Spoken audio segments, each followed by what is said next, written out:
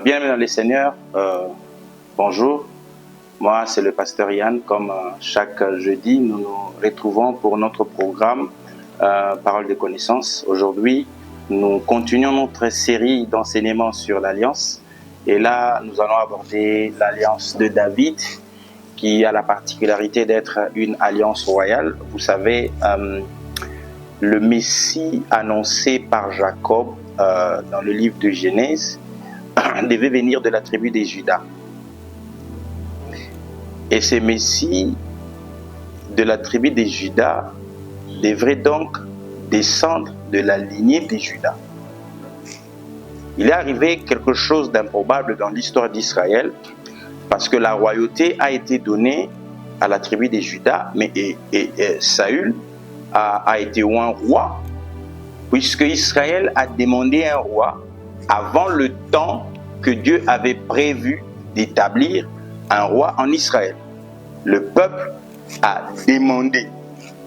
Parfois, il arrive dans ta vie que tu demandes des choses avec insistance à Dieu, au point que Dieu accède à cela comme Moïse a accédé à la demande des Israélites de répudier leurs femmes, bien qu'au commencement, ce n'était pas ce qui était prévu. Vous voyez? Dieu, parfois, il prend en charge notre faiblesse dans son plan. Il intègre ça. Comme il a intégré la faiblesse d'Adam, il a intégré la faiblesse de Noé, il a intégré la faiblesse de Moïse, de Abraham d'abord, il a intégré la faiblesse de Moïse et il a intégré la faiblesse du peuple d'Israël qui a réclamé un roi comme tous les autres peuples. Le problème de leur choix, c'était pas donne-nous un roi comme tu le veux. Non, mais c'était donne-nous un roi comme tous les autres peuples autour de nous. Et les autres peuples étaient devenus le modèle d'Israël. Et c'était ça le problème avec ces peuples-là. Mais après quelque temps, le plan de Dieu va s'accomplir dans la vie de ces peuples. Dieu va finalement choisir un homme de la lignée de Juda, David donc. Vous connaissez le contexte de son choix à partir du verset du chapitre 16. Samuel va dans la maison d'Isaïe pour chercher à rencontrer cet homme. Dieu ne lui dit pas encore de qui il s'agit. Parce qu'il y a des choses qui arrivent dans le terme de l'alliance. Il y a beaucoup de choses qui peuvent arriver. Dieu connaît les relations que Samuel a avec Saül. Dieu sait que Samuel aime beaucoup Saül. Je ne peux pas lui dire d'avance qui est cet enfant. Sinon, il risque de communiquer ça à Saül et créer des problèmes à David. Vous comprenez, dans le monde spirituel, dans le chose de l'alliance, ça c'est une parenthèse, il y a une dimension de confidentialité spirituelle qui existe avant la maturation de certaines choses. Lorsque certaines choses n'ont pas encore atteint leur maturité, il ne faut pas les annoncer. Il faut attendre. Il faut attendre certaines choses. Et donc, Samuel va dans la maison d'Isaïe pour oindre un nom.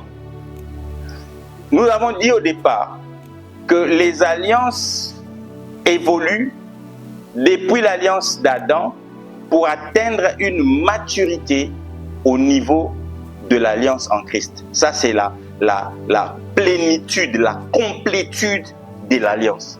Mais ces alliances nous développent en phase chaque particularité. La particularité de chaque alliance, la dimension additionnelle ou améliorée ou restaurée dans chaque nouvelle alliance que nous venons de voir, jusqu'à l'alliance de David, qui est la dernière alliance avec un homme 100% homme qui n'a jamais été autre chose que homme, David.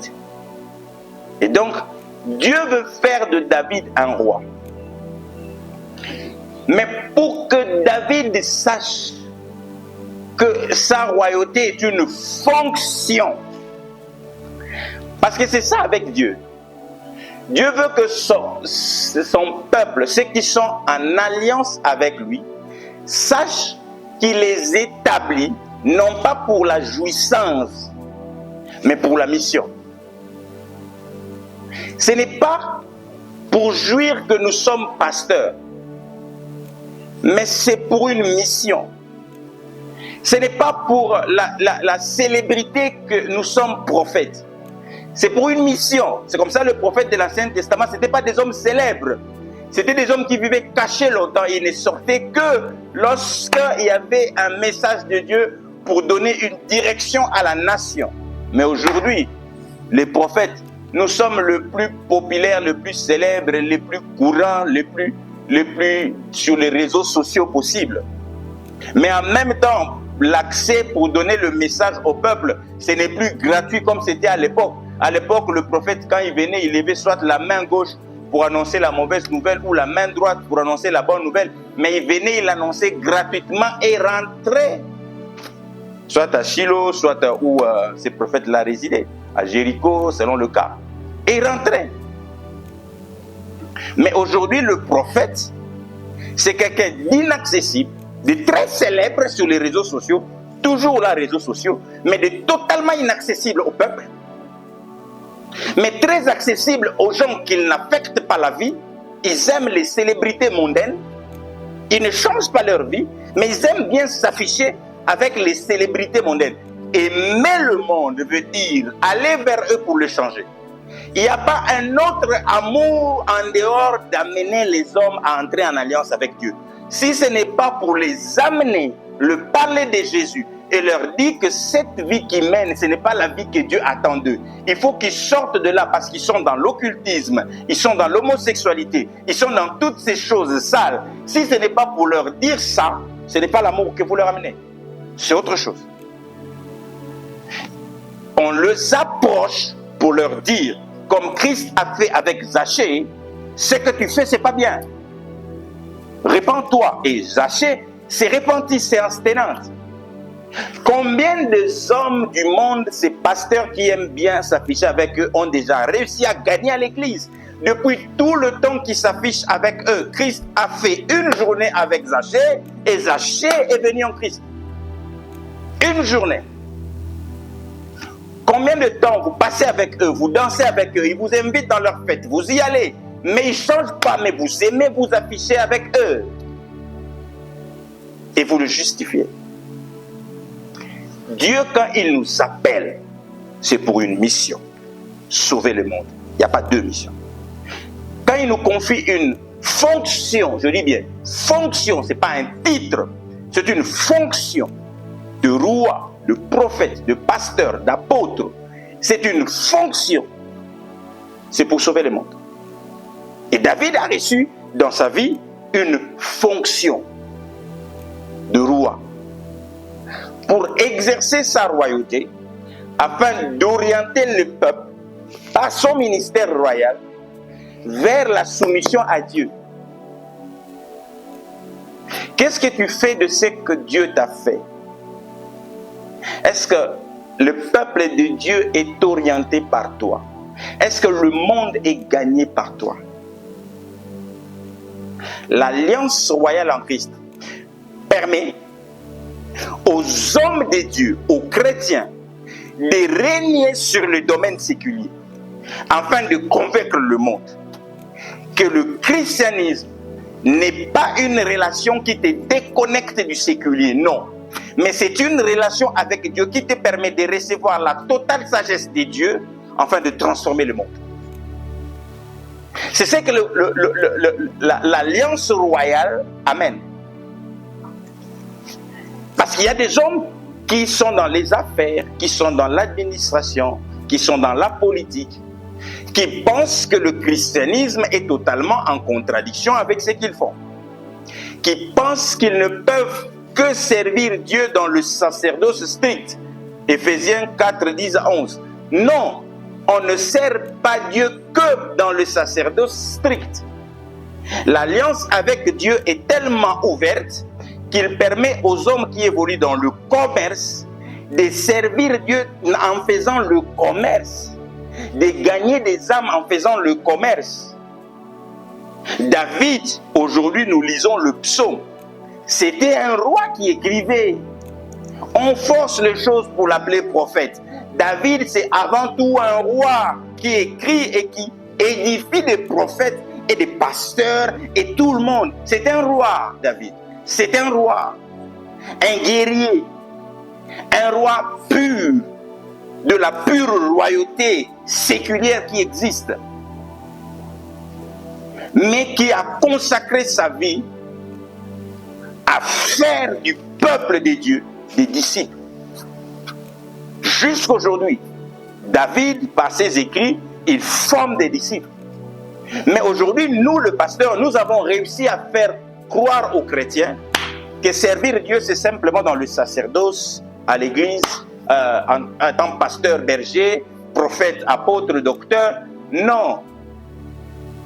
L'alliance avec Dieu a une bonne part de cette dimension où les enfants de Dieu peuvent exceller dans ce qu'ils font. Je l'ai dit l'autre fois, il y a le bien-aimé Azaria qui fait un travail exceptionnel dans l'image qu'il fait. Je parle de lui parce que j'aime bien parler en bien de ces chrétiens qui font correctement leur travail. Lui-même n'a pas peut-être la possibilité de se mettre devant la caméra pour annoncer le travail qu'il fait. Ça ferait bizarre pour certaines personnes et pour lui-même, certainement. Mais l'occasion, c'est de dire qu'il fait un travail incroyable. Mais les chrétiens, ça n'a pas empêché qu'il se forme et qu'il devienne un as dans ce qu'il fait. Il n'est pas seul, il est accompagné de beaucoup de sœurs qui sont avec lui, qui travaillent de manière efficace. Des frères et des sœurs qui sont là. Vous voyez? Le christianisme ouvre la possibilité à ce qu'il y ait des disciples comme Joseph d'Arimathée, cet homme de Dieu, cité comme disciple de Christ, mais qui a excellé par sa position politique. Et même celle de son épouse qui était intendante. Vous comprenez? Un disciple de Christ. Cet homme, lorsque tous les apôtres de Christ, après la mort de Christ, ont pris la poudre d'escampette avec leur onction pastorale, doctorale, prophétique, évangélique, ils ont fui. Personne ne s'est présenté devant Ponce Pilate. Il y en a même un qui a renié qu'il était disciple de Christ. Il a dit à 3 fois, je ne le connais même pas, ce type-là. L'homme de l'onction prophétique. Ces hommes qui ont chassé des démons. Mais quand ils sont arrivés devant un roi, puisqu'ils n'avaient pas en eux l'onction de la royauté, ils ont tremblé devant un roi. Vous blaguez avec l'onction royale dans les ministères. Il faut qu'on élève de rois. Il faut que nous gagnions des hommes comme l'eunuque éthiopien. C'est pas pour rien que Dieu va envoyer Philippe vers l'eunuque éthiopien qui était dans un char. C'est pas pour rien. L'alliance royale de David vient répondre à ces besoins de l'Église. L'Église ne peut pas être remplie de personnes qui n'apportent rien à l'humanité, qui n'exercent plus leur talent. Parce qu'il y en a qui ont même étouffé leur talent. Parce qu'on leur a dit que vous devez servir Dieu à temps plein à l'Église. Vos genoux, vos genoux, vos genoux, vos genoux, vos genoux. Mais il y a des chrétiens qui pouvaient jouer au football. Imaginez-vous que vous avez un grand joueur de football que vous gagnez en Christ et qui porte le message de l'alliance avec Jésus-Christ par la croix. L'alliance avec Dieu en Christ à la croix. Il dit, venez à Jésus. Un homme comme ça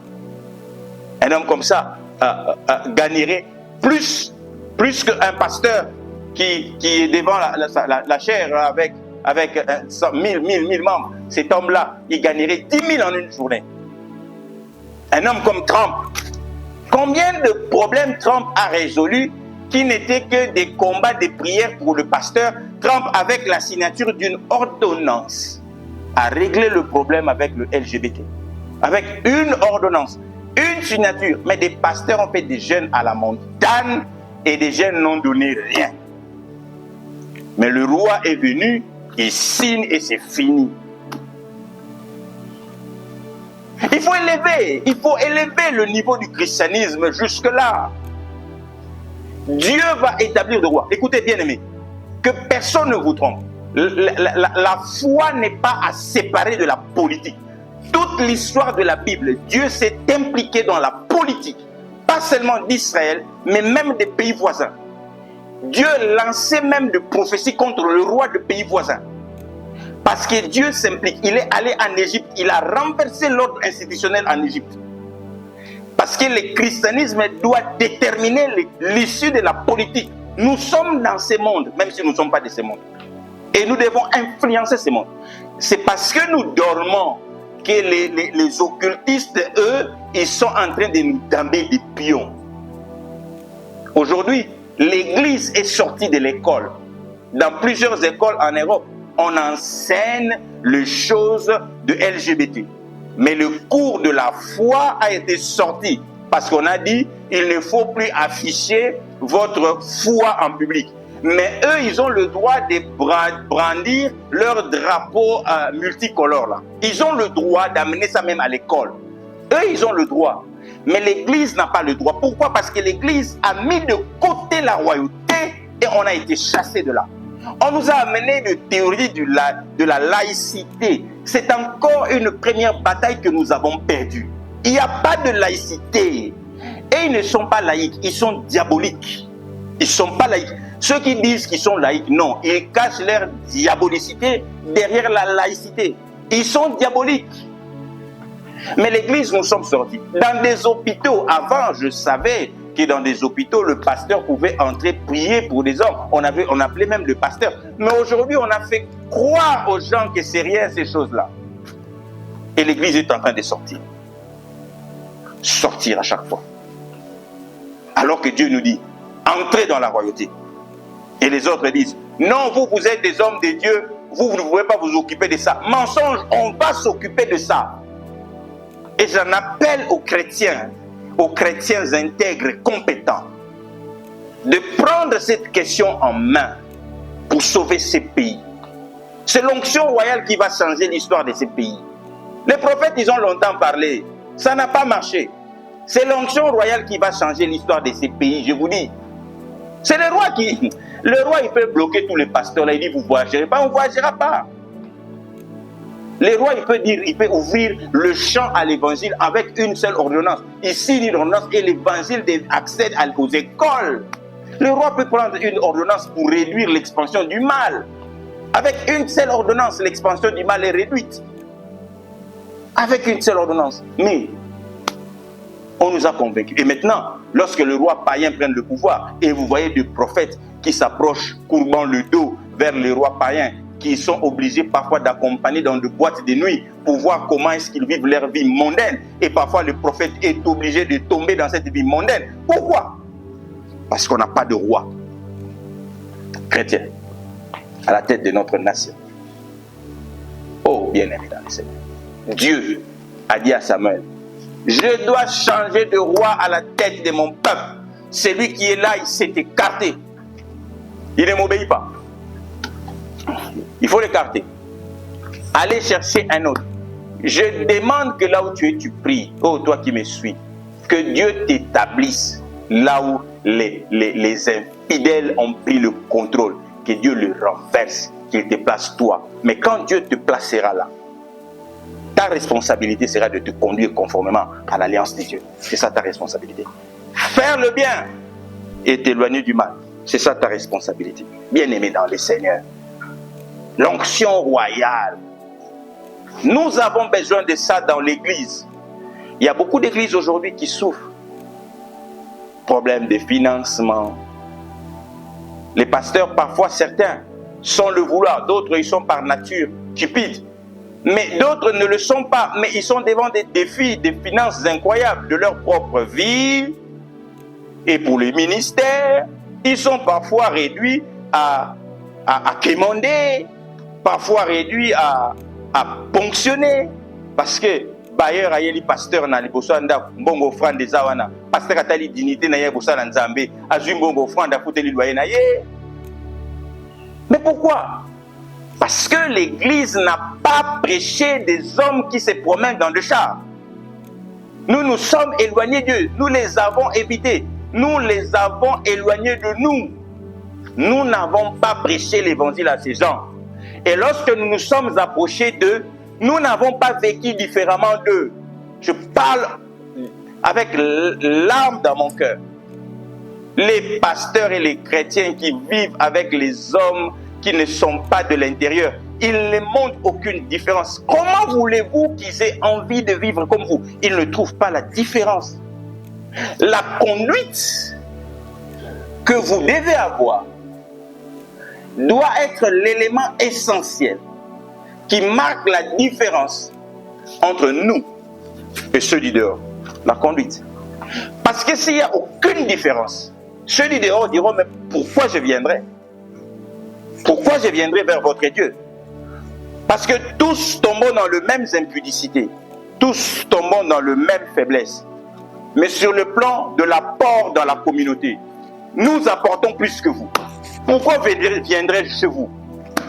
Parce qu'ils occupent des fonctions, ils construisent des routes, vous n'y êtes pas. Mais vous vous retrouvez dans des hôtels, dans des boîtes de nuit. Et le soir, vous êtes en train de prier toute la nuit, prier. Mais vos effets dans la journée, rien. Mais les conséquences, les mêmes. Vous tous, vous engrossez les filles d'autrui. Mais eux, ils construisent des routes. À qui on va donner la crédibilité?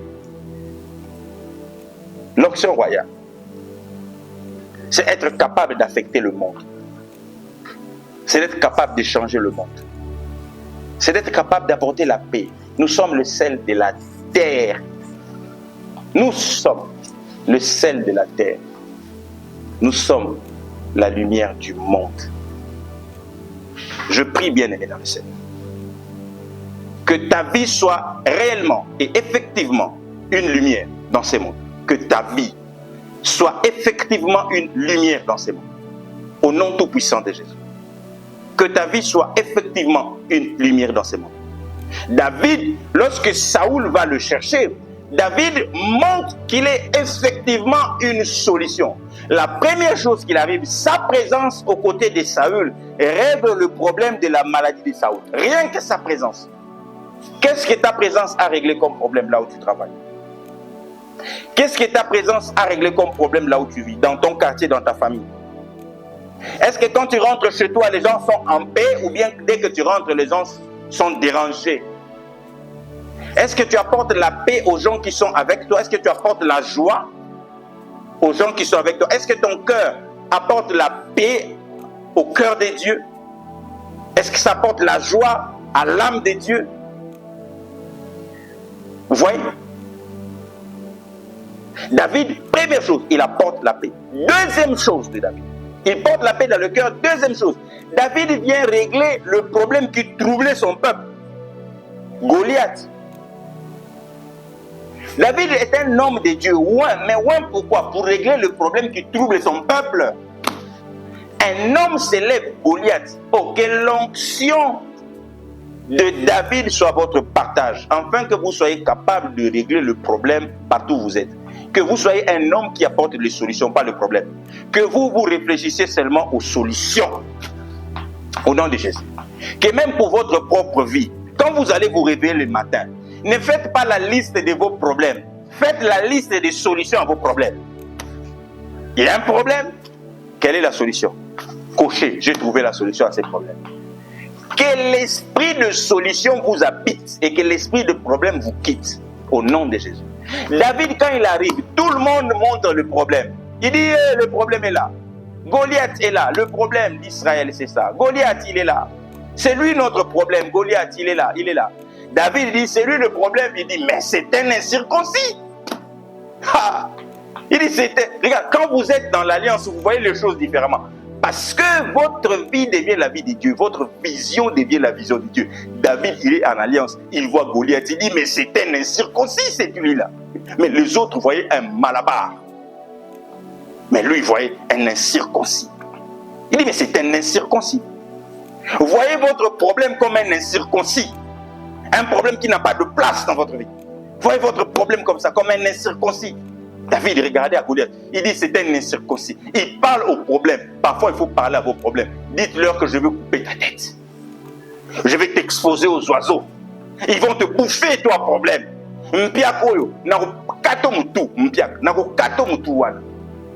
Parle à ton problème. Parle-lui. Dis-lui. David a dit, parfois dans la vie, tu commences à parler à tes problèmes. Puisque tu es dans l'alliance. Quand tu es dans l'alliance, tu n'as pas peur. Tu as l'audace. L'audace, que l'audace spirituelle vous habite pour affronter des géants qui vous dépassent en taille, parce que vous savez qui est derrière vous. Au nom de Jésus. Au nom tout-puissant de Jésus. Dieu sera toujours avec vous. Que Dieu vous bénisse abondamment. Nous sommes arrivés à la fin de cette émission. Nous vous annonçons la prochaine série où nous allons aborder l'alliance en Jésus-Christ.